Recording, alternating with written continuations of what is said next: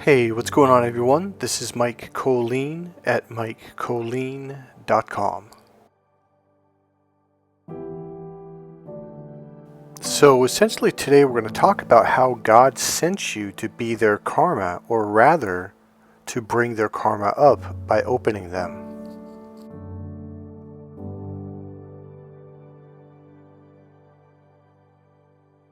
So first of all, you were their karma. See, one of the things that you may not realize is God sent you in there. Was there ever a period of time in your life and or dealing with some of the worst narcissists where you just cried and cried and you cried out to God? You're like, why? Like, why does this keep happening to me? Like, why does this keep happening? You know, why, God? Why? Or why do you let this happen? And you know what? You were not far off the mark. In fact, you were right on top of it and you didn't even know it. The music will go down in about 60 seconds. Okay, so I'm going to shift gears here temporarily, but it is absolutely in connection to what I just said and then what I'm going to bring back. And this piece I'm going to bring to you I did find on a YouTube short, but it's very important. And I've said it recently. In fact, I think I said this in a video very recently. It essentially goes to, you do not need to diagnose someone as a narcissist or narcissistic personality type or anything at all. You just need to look at this person and go, wow, they're really rude. They're really disrespectful. If people are not treating you right, whether they're being mean, talking behind your back, gaslighting you, playing mind games, playing dumb, any of those things, manipulating you, done. They could be the Pope. They could be the perfect person on the planet. It doesn't matter. If they're not being good to you, walk. You do not need to have a degree you do not need a degree in order to diagnose someone. Period. End of sentence. Do not waste your time on that. Look for the red signs. When you see them, walk. It really, really simplifies life. And it allows you a lot more freedom to be happy, to enjoy life. Okay. So number one, you can't fix stupid. Do not try. If someone is genuinely dumb, walk away. Now the reason why I bring this up is because narcissists play a game called, oh, I'm dumb. Oh, I don't remember that. Oh, did you say that? Oh, I don't understand. They do this on purpose to frustrate the hell out of you. If someone is dumb and or playing dumb, walk away. So there was this person a while back, and I just remember looking at him just being like, wow, this is just one of the dumbest people I've ever interacted with. And I even told him, I said, hey man, you just don't have the ability to understand me. I go, we're not on the same level. You can't comprehend. I go, it's kind of a waste of time for us to even have a conversation. And then one of their flying monkeys was praising this person about how smart they thought they were. And I'm like, wait a minute, this person here? Now at this point, I didn't really understand what narcissist abuse was. So I was like, this person here, are you sure we're talking about the same? Because it was just night and day contrast, just radically different perspectives. Here's the point. Whether they're a narcissist and playing stupid on purpose to really frustrate you and waste your time, and that's another thing, they will waste your time, and this is one of the games they use to waste your time. Don't try to figure it out, just walk. Another one is, you can't heal toxic, so don't even try. Literally, you're not supposed to heal them, and I'm going to bring all this full circle in a second. Another one is, loving people harder doesn't make them love you back. And over-explaining yourself doesn't mean you'll be understood. The day you realize this, you'll finally be free. So let me just read that down in order. Number one, you can't fix stupid, so don't even try. Number two, you can't heal toxic. Now I know you want to because you're an empath and a healer, But believe it or not, that was not your job in this case. Number 3, loving people harder doesn't make them love you back. And that's what a lot of us do. A lot of spiritual people, loving, kind, empathic people. We think, well, I'll just keep loving them. No, if they're not loving you now, if they're not being loving, kind, supportive, and a good person, walk. And remember, over-explaining yourself doesn't mean you'll be understood. If it's a narcissist, they don't want to understand you. In fact, that's what they're doing. They're purposely not understanding you to frustrate you, to drive you nuts. So the day you realize these 4 things is the day that you will finally be free. And that was your lesson. See, a lot of empathic people, we go into the healing arts, whether it's being a nurse, a doctor, acupuncturist, massage therapist, energy healer, whatever, that's what you do. That's why you're here. But there's a difference when it comes to dealing with narcissists. It's kind of funny because the kindest people on the planet are God's soldiers or God's warriors, and we are unbelievably powerful. Now watch this. You're a soldier. The sooner you see this, the sooner you realize this, the sooner you accept this, the more all of this will begin to make sense and clarity will come. See, as a soldier, you take orders. Now this is on a spiritual level, but it also 100% guides and directs you in the physical 3D world. I mean, there were times when people would just pop up into my life and I'm like, well, who are these people? Why do they want to be so involved in my life? Like, what is this? What's going on here? They do the love bombing thing and all that stuff. And another thing is, even if they're hundreds and hundreds of miles away, somehow, some way, an airplane ticket will show up in your hands. The money will show up in your hands. A place to stay will show up in your hands. Like, everything falls into place. This is God sending you on a mission. It's not necessarily a 3D mental understanding. It's more of an unconscious spiritual understanding. Like, hey, you're being sent into battle right now. You're a sniper. And you're deadly. And you're sharp. And they know it. You go in with a smile on your face, love in your heart, and they're like, wow, this is such an easy target. Now see, they thought you were the target, when it turns out the whole time they were the target. God was already pissed off at them. That's why you were sent in. And you know what? That's why they suddenly believe in God so much. They're terrified of God because they know God's pissed because they sent you. You're an assassin. Now, they don't know it at first. They just think, wow, this is a really angelic person. This person is, what's the word? Innocent, pure, has a bright light, and we're going to put it out. And they try. And it's a battle. And the mistake that you made was you thought you were there to love them and to heal them, which is because that's what we do. So you're like, well, yeah, they're hurting me, they're being mean, but I have to change them. I have to heal them. No. You were not sent on this mission to heal anyone. You were sent on this mission to bring love into their light into their life, so they could re-see the truth again, so they can find the light, so they can come back to the light. They made a decision, and this is what God did. Like, hey, this is my final emissary. This is my final person that I'm sending in to save you. Now, you might think, oh, so I was supposed to... No, I didn't say that you were supposed to save them. God gave them another opportunity, and they literally shot you down. You loved them, you were kind to them, you were supportive, you stood up for them, you spoke up for them, you did everything that you were supposed to do, and that was the point. And you know what? It opened their heart.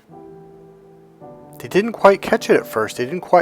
All they knew is they felt great. Life is great. I feel good about myself. I feel wonderful. They were happy. They were motivated. They were inspired. And all the while that you were loving them and being kind to them, they were stabbing you in the back. They were setting you up. They were gathering people to bring you down. They were playing mind games. They were gaslighting you. They were talking shit behind your back. They were doing everything they could to destroy you in any and every way that they could think of possible. So the whole time that you were offering them love, the whole time they were fighting a war. By themselves. with themselves, hurting you. And the more they did it, the more they realized, like, wow, this person's not fighting back. Why aren't they mad at me? Why aren't they doing bad things? Now, there came a point in time when God told you, God literally told you. Now, for me, it wasn't a verbal. It was a feeling like, hey, go, leave now. I remember when it happened, it was the strangest thing in the world. I was like, what is this? Like, talking about intuition. It was way beyond that. It was like, it was something in my gut was like, get the hell out right now. Fucking run. Excuse my language, but it was like, go, like right now. So at about 4:30ish in the morning or whatever it was, I started packing all my stuff. And I packed my bags, quietly walked it out to my car, put stuff in my trunk, put stuff in the front, and went back a couple more times, grabbed more stuff. I took a shower, brushed my teeth, double, triple checked, grabbed everything, my toothbrush, shaving cream, whatever I had. And that was it. When your mission's over, your mission is over. Go. So here's the thing. I really, at the very end, I kind of just sat there for a while and I pondered it and I realized, how do I say this? It's like the timing was perfect. God is saying, leave right now and the impact is going to happen. It's like the final veil. See, while they were with you, God was lifting one veil, then another, then another, then another, and they were starting to see things differently. They were starting to experience things differently, but it was kind of subtle because these veils are very thin, okay? And when God told you to leave, it was like he's like, I'm going to lift the final veil and everything is going to come rushing into their eyes, rushing into their brain, and they are going to see how horrible of a person that they actually are. One of the biggest challenges of a narcissist, they could physically be torturing someone. They could physically be just mentally just abusing someone on the most extreme level. And they don't see it. They feel righteous. Like, well, this person pissed me off and, all this BS. Like, they don't even see when they make, like, literally, they make stuff up in their head. And you've done nothing. And all of a sudden, they're mad and they're talking behind your back and they're getting you fired from jobs or sending people to gang stalk you and all this stuff. And it's like they spent an entire lifetime of blaming you. No. They spent an entire lifetime of looking for a scapegoat to blame for everything because they don't want to look in the mirror. They do not want to take responsibility for anything that they do that could be considered bad or wrong. Now, this whole scapegoat idea is one of the things that stimulated this video because it's just like, it hit me. I saw a title on a YouTube video. I didn't actually click on it, but it was something like, here, let me see if I can find it. Hold on. Okay, I can't find it, but it was something like you were their scapegoat, and it hit me differently this time. I thought, what a weird concept that there's people out there that literally look for people. They're looking for a specific type to make their scapegoat, to blame for everything, to never look in the mirror, to never take any responsibility for what they've done, but instead to point the finger at you. So, and here's the weird thing. They look for the most innocent, pure, kind, loving person that they could find that has no blame, just like Jesus. See, a scapegoat can't be a criminal. Scapegoat can't be like one of the worst people on the planet that goes around hurting people. No, it's got to be this pure thing. It's like a sacrifice. See, that's why I tell you, like, I know that you've been told by therapists, well, you're the black sheep in the family, or, by your family members or by other people, or movies or books will say, oh, well, you were the black sheep. No, you were the white sheep. You were the only white sheep. You were the only person that was pure in the family. And they poured their darkness upon you, maybe saying on the outer shell of you, made you in an illusionary way appear to be the black sheep, but you were never a black sheep. You were always white as snow. So you were sent in to bring the love of God into their life, and you did. And here's the thing: they very much enjoyed it. And I don't mean this in a mean way or bad way. They truly, genuinely felt this love, not quite realizing that their heart was being opened the entire time. And all this wealth, this support, this kindness, just everything in their life began to bloom. All of this was brought into their life. God brought this into their life through you. Like, you were the gift bearer. You brought the gifts from God. God was showing them the good life. You were his missionary, his emissary, whatever the correct word is. You were the one that was sent in to bring all this goodness into their life. And the entire time that they were enjoying the best life they've ever had, they were hurting you, they were attacking you, they were gaslighting, they were confusing you, they were playing all these mind games, and God said, okay, enough's enough, leave. Now that was a shock to me. It was, because I'd never had this feeling it was in my gut. Something was like, leave, and leave right now, and do it quietly, just go. And God gave me a glimpse of the genius behind it, because it was like, okay, now their heart is completely wide open. They've experienced this purity of love for such a long time that they're going to finally realize that they're the ones who have been sabotaging themselves the entire time. And I don't mean just with you. This is something that they've been doing an entire lifetime of. God used you as the ultimate therapist. What's the word? Wisdom master, to finally get their brain to go, oh shit, I see it now. It's me. Because that's the narcissist's number one blindness. They never want to look at themselves. Their whole life they've spent such a length of time pushing things away. It's not me, it's you, pointing the finger, that they can't see themselves anymore. They can't even see the actions they do while they're doing it. See, the other part of this is, court was in session the entire time. Everybody was watching, everybody was listening, and it was being done through your eyes and your ears. You are what we call a watcher, even if you don't realize it. You watch people for a living. That's what you do. I've been telling people, they're like, what are you staring at those people? Like, oh, people. I am genuinely fascinated with people's behavior. I watch people. It's what I do. And a lot of you are people watchers. You're literally a watcher. The entire time it's like God was, and the spiritual court was watching everything unfold through your energy and through your eyes. They were feeling what you were feeling. They were hearing what you were hearing. They were seeing what you're seeing. You were like a recording device, so to speak. And what they saw, they did not like. But the more important purpose is, the higher purpose is for this person, this narcissist, to see themselves beyond a shadow of a doubt. That's why you were brought in.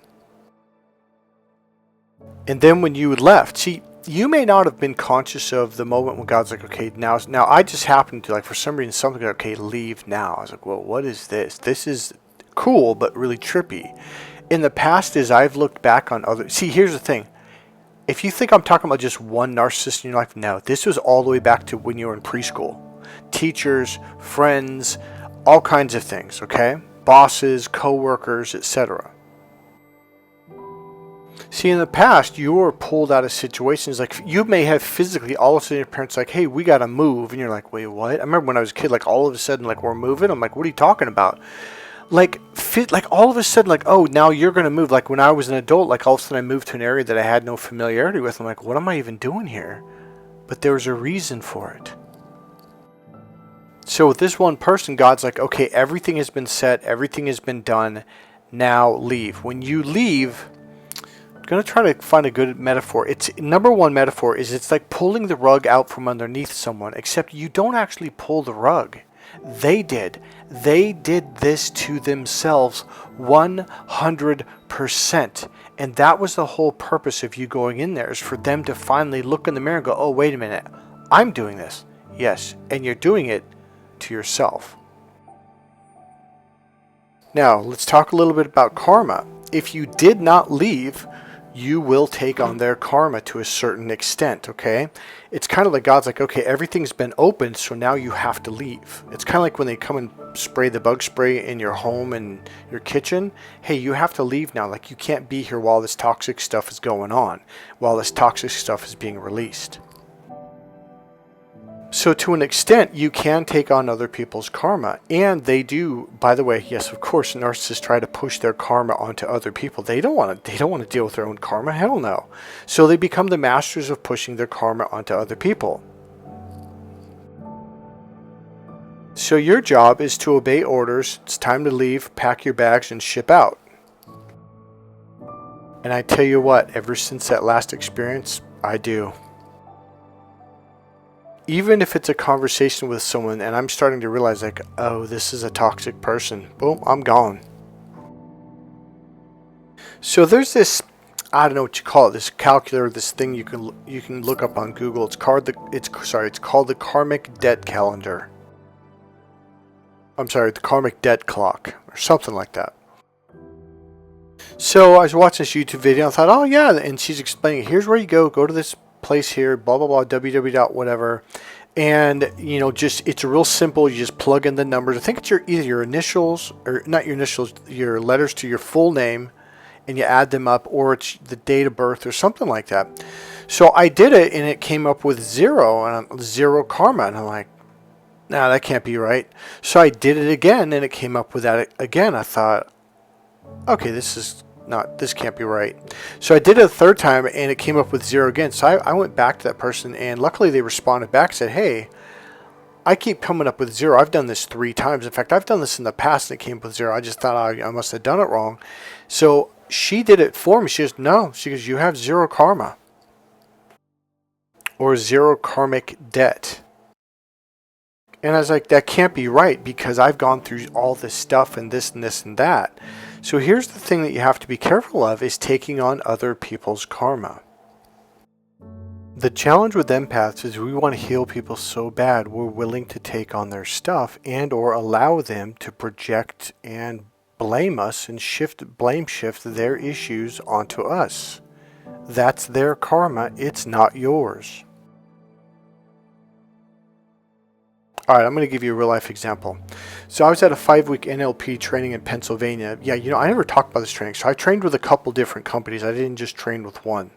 This is the one with John Overdurf. John Overdurf is probably one of the best, and I want to say one of the coolest NLP master trainers I've ever come across. So during the healing, there was a lady there. I was probably 28, I think. I'm not sure how old I was.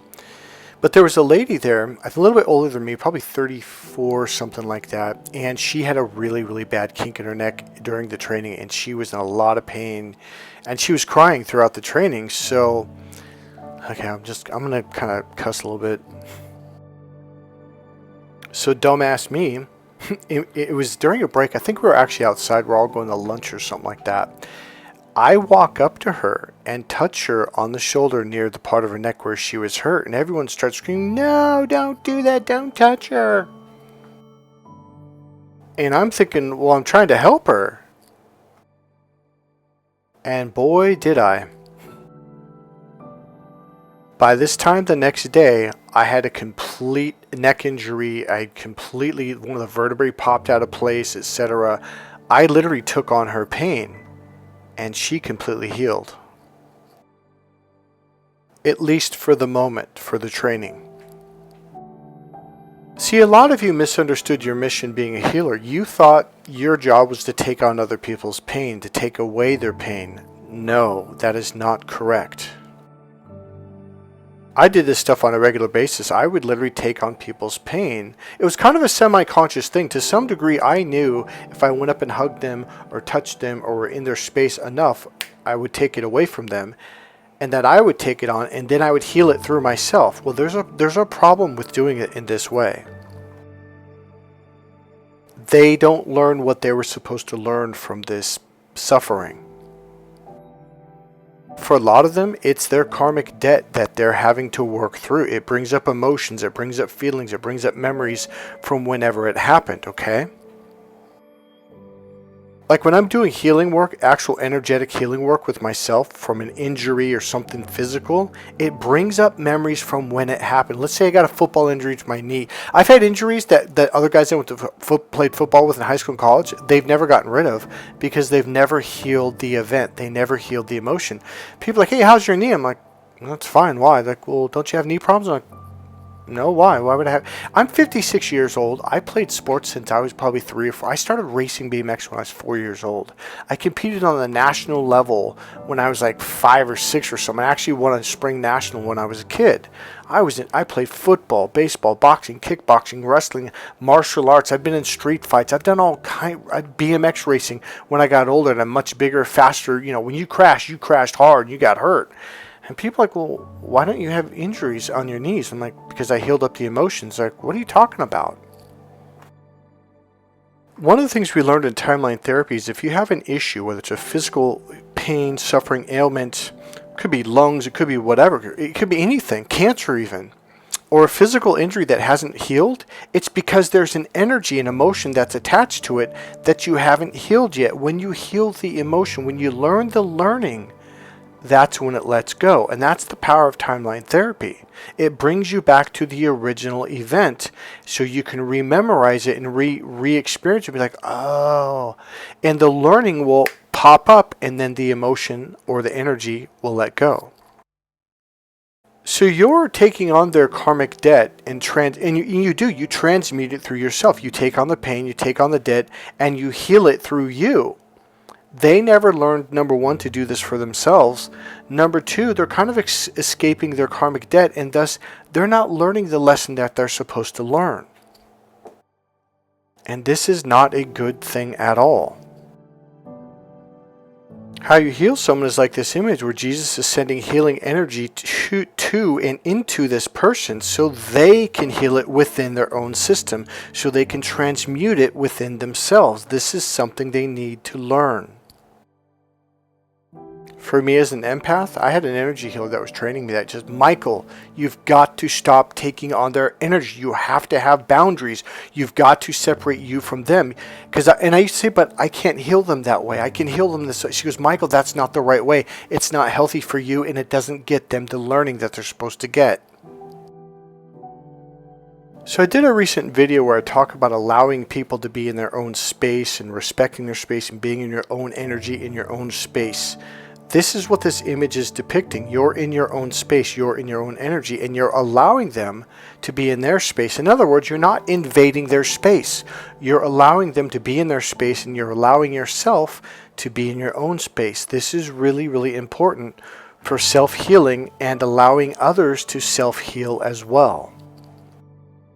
Do not take away their lessons, because it's like baseball. If you don't let them swing the bat and fail, and swing the bat and fail, and swing back to fail, and keep trying until they learn how to hit the ball, they're never going to learn how to hit the ball, and they're never going to be good at baseball.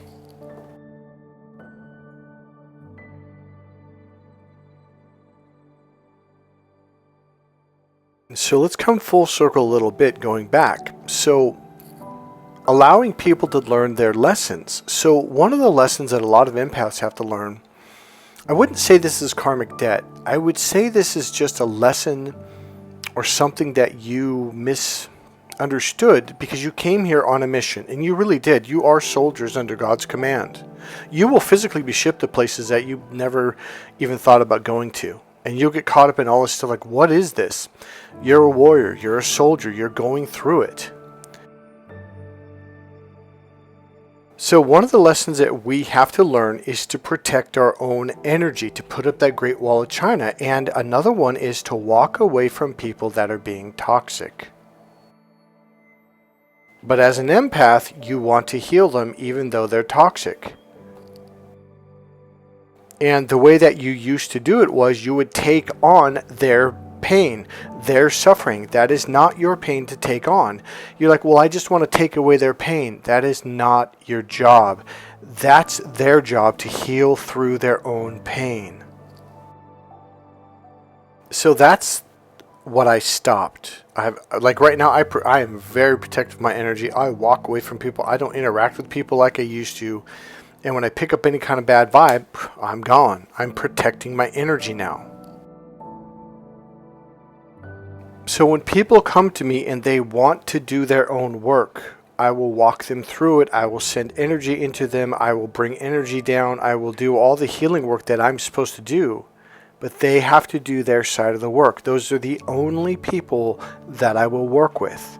And that's the only way that I will work with people.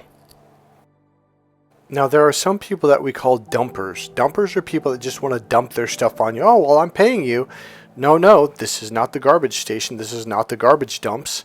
This is where you heal your own garbage. Because you can dump your stuff off on me, like that lady during that 5-week training in Pennsylvania. It eventually came back to her weeks later because she never really healed it. She didn't heal the energy around it. And eventually my neck went back to normal because it wasn't my injury. It wasn't my lesson. It wasn't my energy. Your job is to sit with your own emotions and feelings, to literally just be with it. This is how you heal it. So taking on people's energy and taking on people's karma, it doesn't do anything for anybody. It really doesn't. It might delay it for a couple of days, weeks, maybe even a couple months at best, but it's always going to go back to them. So here's the deal. Karma is just energy that's inside you. That's all it is. Even if somebody, how do I explain? Like they sucked you into their energy, their karma, and you started to take it on and they convinced you, hey, this is who you are, and a part broke off and became this charge. And okay, here. So another word for part is charge. In the energy healing world, we use the word charge. It's the same thing. It's this energy that is charged to this certain way. So every now and then it'll come up in different situations, okay? So all you have to do is heal this charge. And one of the ways of doing it is just being with it during the pain, during the fear, during the guilt, during the shame, in an open, spacious way. Now, this is something that I teach you how to do. Number one, you have to learn how to ground yourself and then expand open to create this space for this part or this charge to heal. The other thing is I bring energy, light, love, and healing energy into this space of this charge, and into your body and into the space around you, the energy field around you, so this charge can begin to heal. Because, okay, essentially what I'm doing is I'm opening up this space so this charge can come up and heal. And what comes up is your emotions and your feelings will come up pretty much full blast, and you have to ride the wave. You have to be with it. You have to stay centered, grounded, and expanded so it can feel safe with you. So you're creating a safe space for it to heal.